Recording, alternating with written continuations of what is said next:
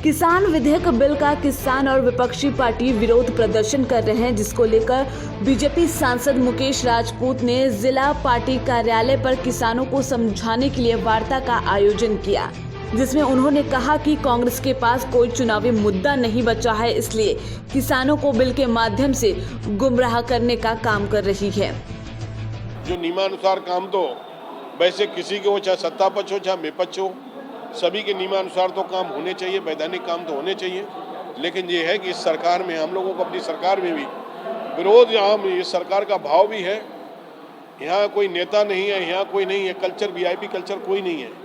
ये अधिकारियों की नज़र में है, सब आम सब है, सबका साथ सबका विकास। लेकिन मेरा यही है कि सही जुनून काम तो किसी के भी हों, चाहे मेरे हों चाहे विपक्ष के भी हों, जुनून काम तो करने पड़ेंगे, लीगल काम करने पड़ेंगे।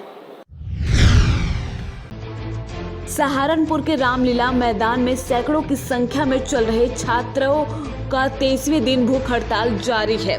बता दें कि बागपत में एक गरीब छात्र को छात्रवृत्ति नहीं मिली, जिसके बाद उस छात्र ने आत्महत्या कर ली, जिसको लेकर गुस्साए छात्रों ने सरकार के विरोध में नंगे अवस्था में जमकर नारेबाजी की। विपक्ष की जितनी भी पार्टियां थी, जितने भी लोग थे, जितने विधायक एमपी थे, सभी ने हमें समर्थन दिया। लेकिन आज ये छात्र 23वें दिन इतने मायूस हैं क्योंकि एक साथी अंकित, जिसने अपनी आत्महत्या करके अपनी जान दे दी छात्रवृत्ति की वजह से। उसकी परिवार की माली हालत थी, बड़ौद का वो बच्चा रहने वाला था और जिला मुजफ्फरनगर अंबेडकर छात्रावास में रहता था, और उसने परसों रात 2:30-3 बजे के बाद आत्महत्या कर ली। हाथरस की घटना ने पूरे देश को झंझोड़ के रख दिया। वहीं उत्तर प्रदेश के अलग अलग जनपदों में दलित समाज के लोगों ने वाल्मीकि समाज, कांग्रेस पार्टी और अन्य दलों ने इस घटना की घोर निंदा करते हुए आरोपियों के लिए फांसी की मांग की है। हमारी बहन मनीषा को जस्टिस दिलाने के लिए कैंडल मार्च है। हम मांग कर रहे हैं कि उसके हत्यारों को फांसी होनी चाहिए, उसके घर को सहायता के रूप में 1 करोड़ रुपए मिलने चाहिए और उसके घर से किसी को सरकारी नौकरी मिलनी चाहिए। हाथरस में हुए गैंग दुष्कर्म के बाद हत्याकांड से पूरे देश में गुस्से का माहौल है। वहीं राष्ट्रीय युवा वाहिनी के पदाधिकारियों और कार्यकर्ताओं ने मिलकर हाथरस की बेटी को श्रद्धांजलि दी और फूल माला अर्पण किया।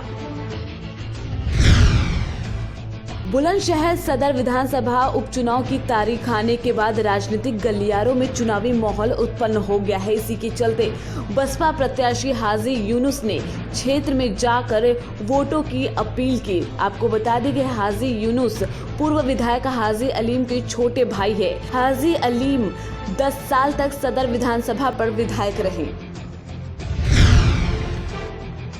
पुलिस अधीक्षक अनुराग वत्स थाना पिहानी का निरीक्षण करने के बाद हरदोई लौट रहे थे तो रास्ते में देखा कि एक व्यक्ति हरदोई रोड पर घायल अवस्था में पड़ा है, जहां पर काफी भीड़ लगी थी।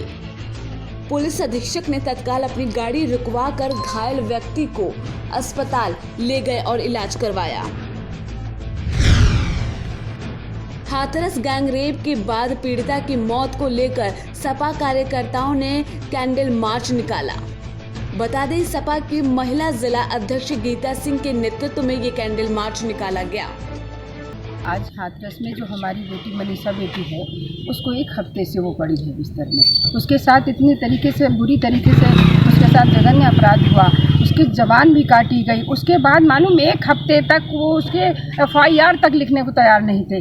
1 हफ्ते बाद उन्होंने FIR जब उनकी लिखा है, उसके बाद भी लोग उसके खिलाफ खड़े हैं कि ये गलत है। कैसे गलत है? 1 हफ्ते बाद वो ख़त्म हो जा रही है, फिर भी लोग उसके लिए नहीं खड़े। सरकार एकदम बंद है, आंखें बिल्कुल बंद की है हमारी बहू बेटियों के लिए। जनपद शामली के कैराना में भारतीय किसान यूनियन के प्रदेश अध्यक्ष चौधरी महताब के कार्यकर्ता तहसील मुख्यालय पर पहुंचे, जहां पर उन्होंने जमकर हंगामा किया। इस दौरान उनके साथ कुछ प्लॉट मालिक भी थे। उन्होंने बताया कि खसरा संख्या 2916, 2912 में फ्लैट खरीद रहे हैं और नियमानुसार स्टाम्प भी दिए हैं। आरोप है कि बाईपास के निकट स्थित उनकी फ्लैट की भूमि मनमाने तरीके से जबरन की गई है, जबकि उन्हें मुआवजा नहीं मिला है।